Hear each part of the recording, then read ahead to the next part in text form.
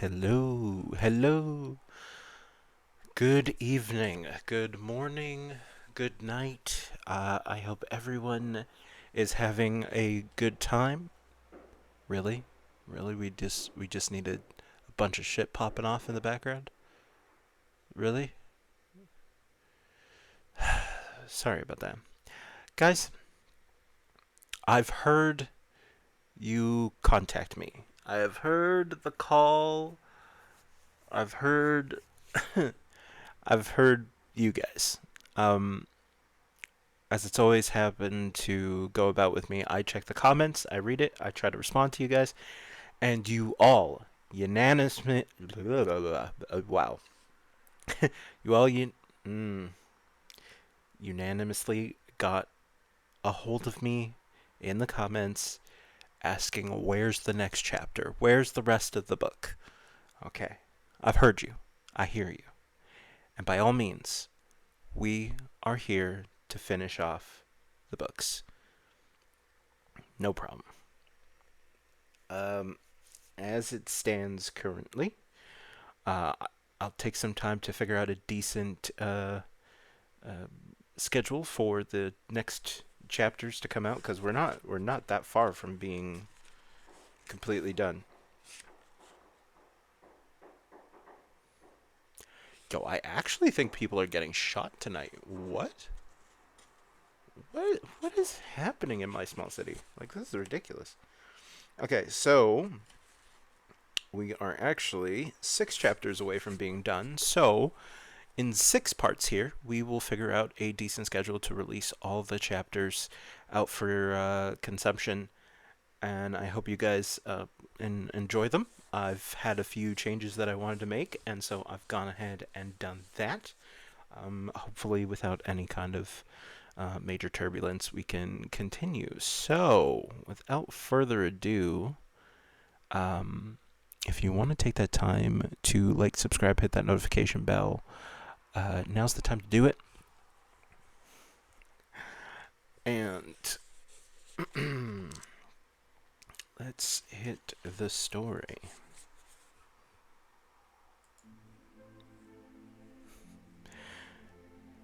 Charlie Brown and the Blue Boa, Chapter 13, The Flames and Journey. At the back of the blue kitchen, there was a broom cupboard. The contents of this cupboard: mops, dustpans, brushes, dusters, hid a low door with a handle that looked like a small wooden peg. A duster hung on it permanently as a disguise.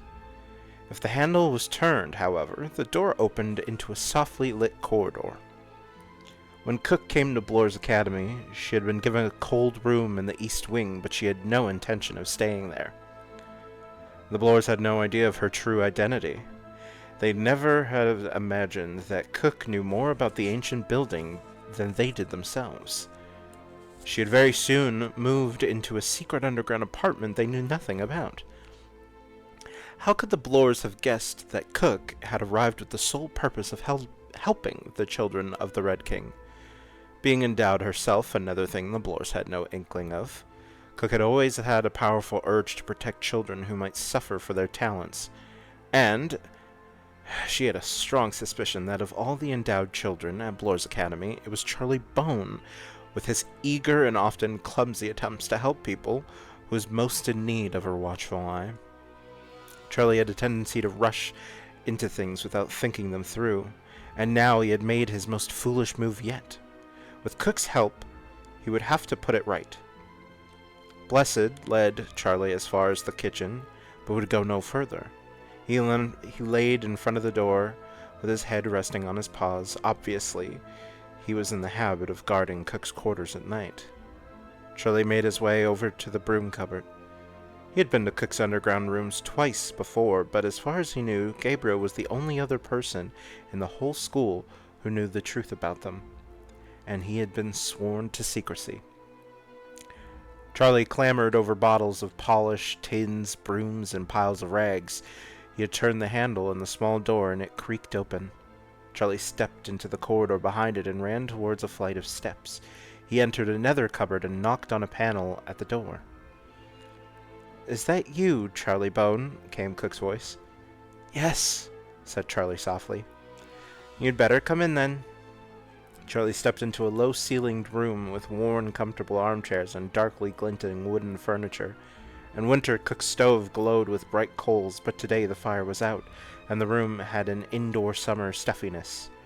One of the armchairs had been turned to face the cold stove, and in the lamplight Charlie could see a long black shoe and the hem of a dark robe. Someone else was in the room. Cook put a finger to her lips. Shh. Charlie tiptoed around the chair and almost jumped out of his skin.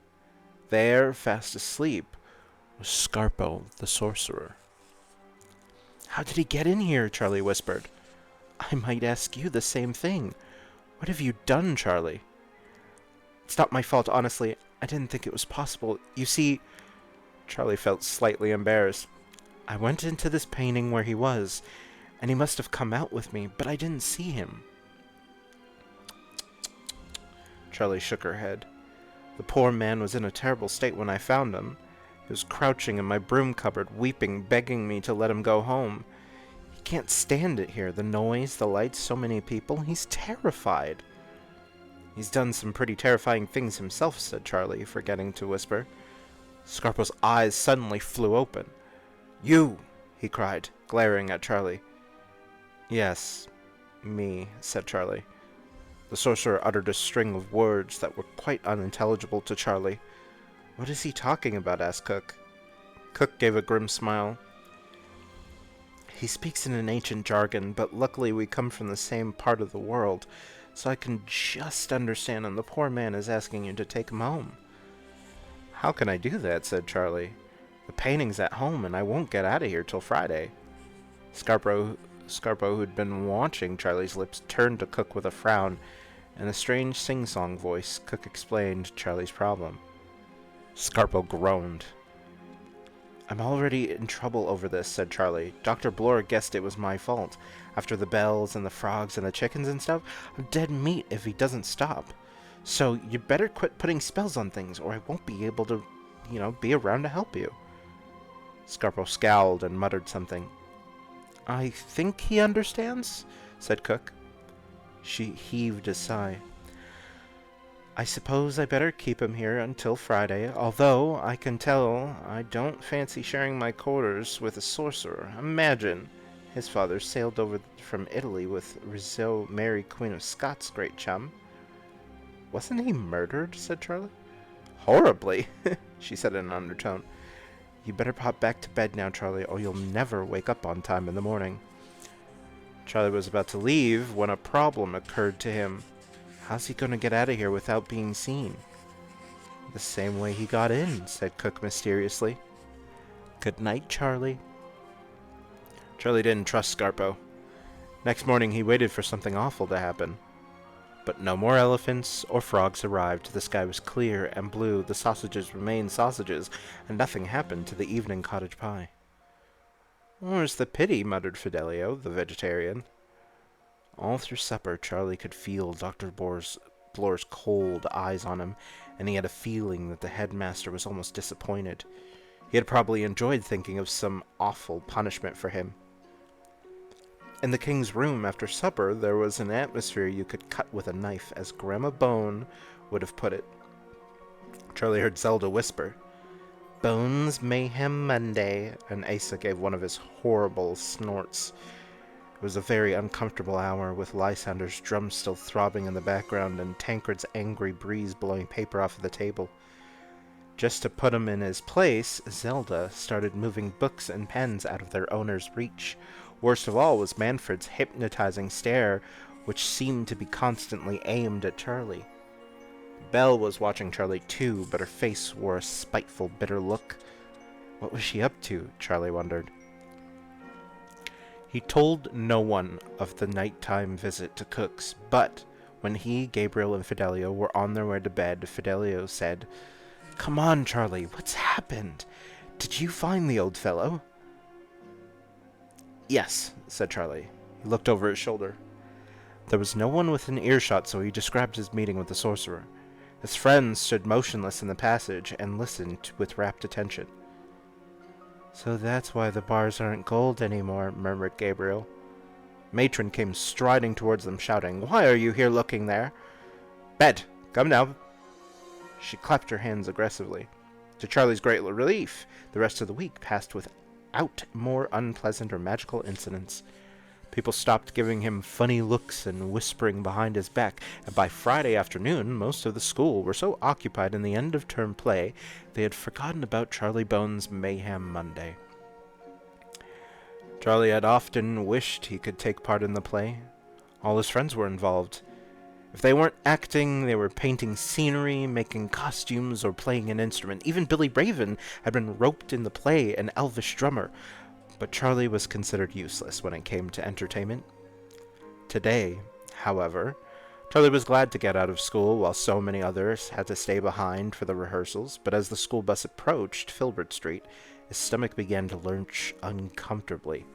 If Scarpo had managed to get into the house without Grandma Bones seeing him, where would he be? And what would he be doing? Charlie got off the bus and walked very slowly down Filbert Street. He was thinking of a bargain he wanted to make with Scarpo. He would agree to take him back to the painting only if he could advise Charlie how to make Ollie Sparks visible again. Surely a sorcerer would know how to do that. Charlie climbed the steps of number 9 and was about to let himself in when the door suddenly opened, and there stood Scarpo. "Ah!" shrieked Charlie. The sorcerer gave a black-toothed smile, and Charlie quickly looked around to see if anyone was watching, but no one in the street paid any attention. They were used to the strange goings-on at number 9. The sorcerer said something that sounded like "Whisht!" and pulled Charlie over the threshold. "Has anyone seen you?" whispered Charlie. "A woman? An old woman?" "Nay, woman," said Scarpo. He grabbed Charlie's arm and dragged him into the kitchen where the painting sat propped against a bowl of fruit on the table.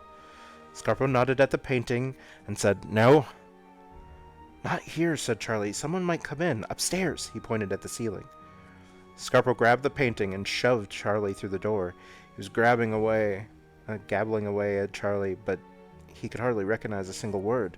Still muttering, the sorcerer pushed him up the stairs and along the landing to his bedroom. Once inside, Scarpo sat on the bed with the painting on his knees facing Charlie. It was rather odd seeing him sitting there with his silver beard bobbing up and down as he spoke, while the painting, Scarpo, stood perfectly still in a candlelit room. "Now," thundered Scarpo, "we go." "Actually, it's not going to work like that," said Charlie. "You've got to do something for me first." "Ah!" Scarpo flung down the painting. "And you know what? Better not break that thing, or you'll never get back." The sorcerer glowered at Charlie. Choosing his words very carefully, Charlie explained Ollie's predicament. Scarpo frowned. "What the snake hath done, the snake must undo." And there was no mistaking his words this time. But just to make sure, Charlie asked, "The snake? The snake must do it?" Aye, the snake," said Scarpo. He beckoned Charlie. "Thou mun take me away from here." "Hold on," said Charlie. "There's another thing." "Nay," shouted Scarpo. Charlie stood his ground. "Yes, more. You said you could help my uncle if you saw him. Well, he's in the room next door." grumbled Scarpo, but without more ado, he jumped up and walked out of the room. "Wait!" cried Charlie, fearing Scarpo would meet Grandma Bone, but the sorcerer had already marched through Peyton's door. Charlie found him noisily examining the objects at the bedside table while Peyton gaped at him from the bed. Without moving his lips, Peyton muttered, "Charlie, is this who I think it is?" Yeah, said Charlie. "He might be able to help you."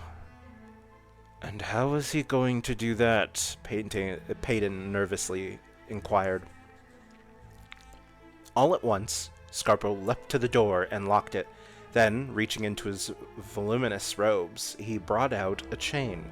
He smiled at Peyton and twirled the chain in the air. You gods, you are not going to chain me to the bed, yelled Peyton. Scarborough's smile grew wider. He put the chain back and brought out a small silver bell, which he rang above Peyton's feet. It tinkled pleasantly as the sorcerer began to chant. "What's that, my death knell?" groaned Peyton. "I don't think so, Uncle. You know, it's funny, but when I was in the painting I knew what he was saying and what he was talking about, but now I can hardly understand a thing he says." "Nor can I. I imagine that when you go in, as you put it, you acclimatize to where you've gone, bound to happen when you think about it." "I see," said Charlie thoughtfully. Scarpo was now walking around the room, ringing his bell and chanting in a deep sing-song voice. All at once, he came to rest beside Peyton and commanded, "Show thy tongue." Peyton scowled up at him and obliged. The sorcerer recoiled, saying, Where hast thou been?" "If you mean what I think you mean, I've been to Ubium Castle," said Peyton. "God's teeth!" the sorcerer exclaimed. "A dreadful family, rogues, scoundrels, murderers, woe to ye!" "Woe indeed," Peyton murmured. "For vain," said the sorcerer. "The sacred herb, bathe, wash thy, drink thy, and take it on thy breath." At that moment, the door handle turned, and before Charlie could stop him, Scarpo sprang to unlock it. The door swung open, revealing Grandma Bone. For a brief second, she stared wordlessly at the sorcerer, and then she closed her eyes and slowly sank to the ground. "A swoon," Scarpo declared. "What's happening?" asked Peyton, who couldn't see beyond the door. "Grandma Bone," said Charlie. "She's fainted. Seeing Scarpo in the flesh must have been a shock." "Put her on her bed," said Peyton. "She'll think she's had a nightmare." Scarpo was one step ahead of them. He had already thrown Grandma Bone over his shoulder, and while Charlie led the way, he carried the unconscious woman to her room, where he flung her on the bed. "Watch it," said Charlie. "Old bones, you know." Scarpo gave a loud cackle and then demanded, "Now, take me home." "Okay," said Charlie. When they were back in the bedroom, however, he began to have doubts. "You will let me come out again, won't you?" asked the sorcerer. "I didn't want to be stuck with you forever." "Nay more do I," said the sorcerer. "I will give thee a push." "Right," said Charlie doubtfully. He put the painting against his bedside light and stared into the painted eyes of the sorcerer. Nothing happened. But then how could it? Charlie realized that the real Scarpo was here beside him, clinging to his arm. Beyond those painted eyes, there was no soul, no will to draw him into the painting. "I think you'll have to want me to go in," Charlie said. "Aye." Two bony hands sank into Charlie's shoulder blades. He took a step nearer the painting, and then another. "Push, thou wretch. Push, thou mean beastie," said a voice behind Charlie's ear. "Do you mind? I'm trying to Charlie suddenly found himself flying towards. It was the oddest sensation, for the hands at his back seemed to reach right through his body so that they were pulling as well as pushing. Charlie was traveling so fast he couldn't catch his breath. He began to choke on the clouds of dust that steamed into his face. He closed his eyes and sneezed violently. The familiar mixture of candle grease and decay filled Charlie's nostrils. He wiped his eyes and saw far ahead the flicker of candlelight. Closer now, and there was another sorcerer's room. The long table, the symbols on the wall, the skull on the floor, and in the center, Scarpo himself, with a blank stare in his dark yellow eyes. Expecting to fall into the sorcerer's room, Charlie was surprised to find it suddenly receding. He reached out and tried to grab the man in the painting, but his hands met empty air. He thrust his feet forward in an effort to touch the ground, but with a sickening jolt, he was turned upside down and bowled backwards. He landed with a painful thud, face down on the floor of his own room. Beside him, the sorcerer was kneeling on all fours with his outer black robe right over his head. From beneath this came a muffled moan. "What happened?" gasped Charlie. The sorcerer pulled his robe away from his face and sat back. He shook his head a while. And then he said, Mushi. What? Rather unsteadily, Charlie got to his feet. What do you mean? We were almost there. What happened? Naimushi, said Scarpo, pointing angrily at Charlie. Thou hast stolen the moose. The moose? For a moment, Charlie stared stupidly at the sorcerer, trying to make sense of his speech. And then at last it came to him. Oh, the mouse! Of course, you can't get back without your mouse. I suppose things have to be the exact same as they were when you came out. Aye, groaned Scarpo. The last time I saw it, it was in my uncle's room. Won't be a sec.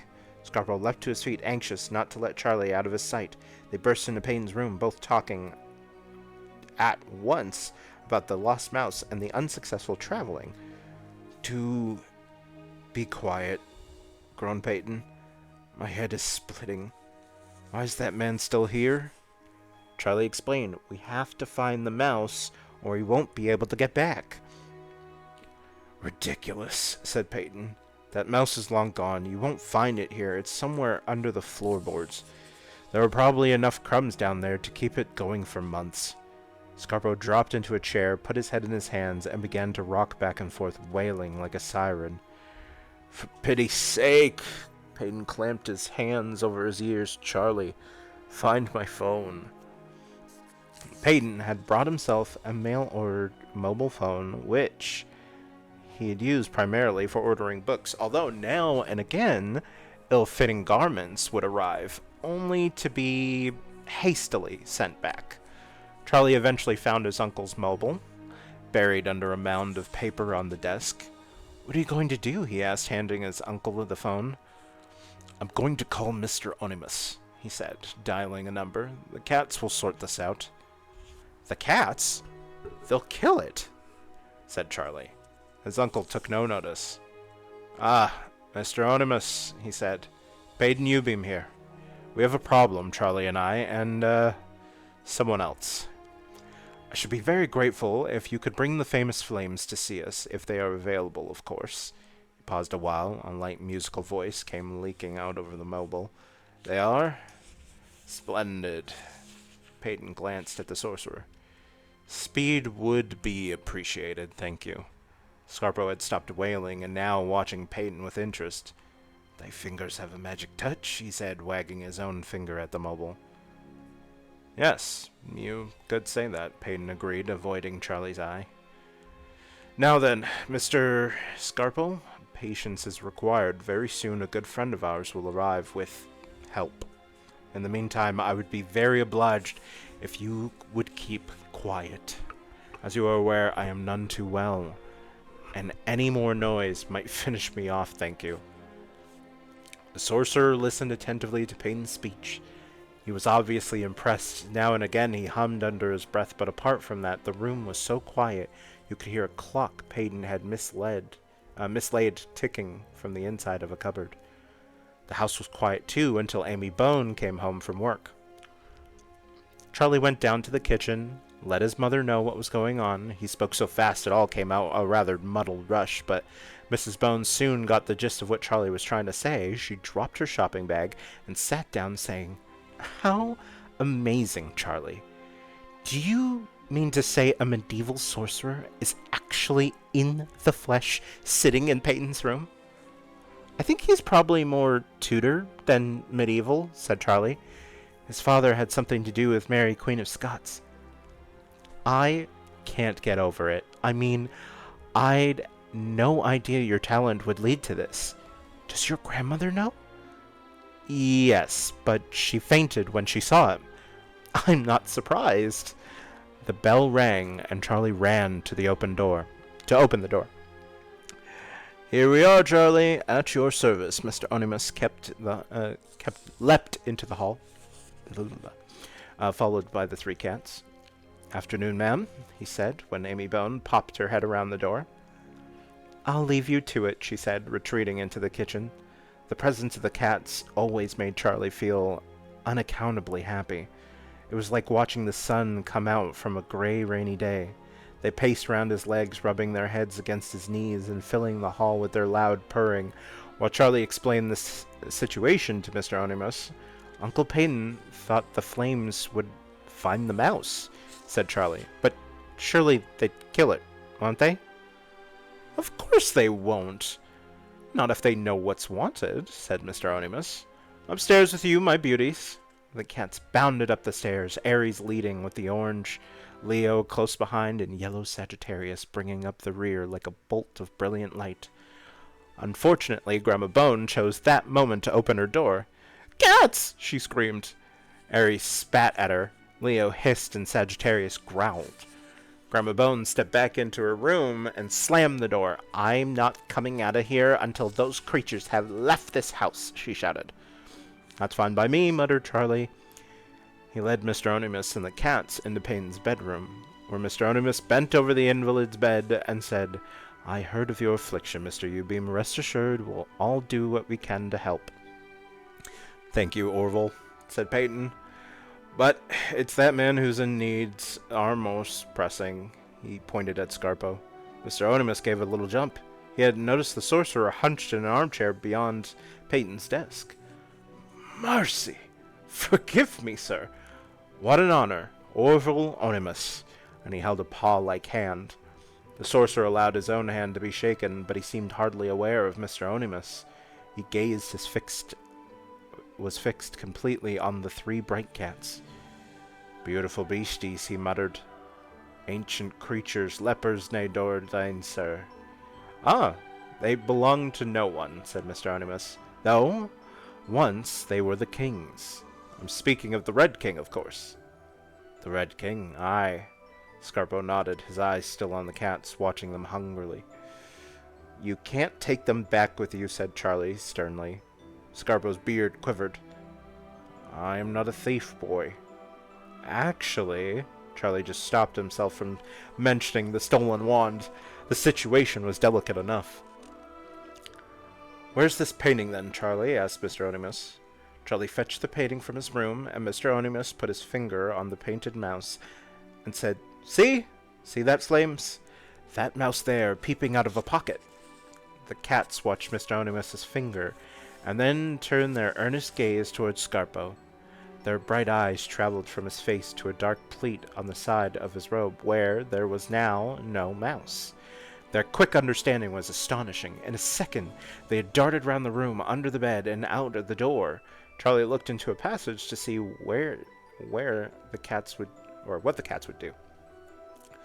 The house was filled with golden light, and a soft pattering, a gentle scratching, a mewing, a purring that could be heard. Clever paws turned handles, opened cupboards, lifted carpets, papers, curtains, covers, pulled out drawers, boxes, shoes, clothing, and then the trio stopped and sniffed and listened. Charlie held his breath and listened with them. Not for long. There was a sudden thump, a squeak, and a yowl, and then up the stairs they came, Sagittarius first, holding a mouse in his jaws. The flames ran into Peyton's room, and Sagittarius meowing loudly at the terrified but unharmed mouse in the sorcerer's lap. Moosey! Cried Scarpo, grabbing the mouse. 'Tis well done, brave creatures. He stroked the yellow cat's head. I thank thee. Putting the mouse in his pocket, he stood up and made a little bow to Peyton and Minister Onimus. Gentlemen, fare thee well. And he popped the painting against a stack of books and onto Peyton's desk and turned to Charlie. Now, he commanded. Okay. Charlie looked at his uncle and Mr. Onimus. Could you help me back if I get stuck? The flames will keep you safe, said Mr. Onimus.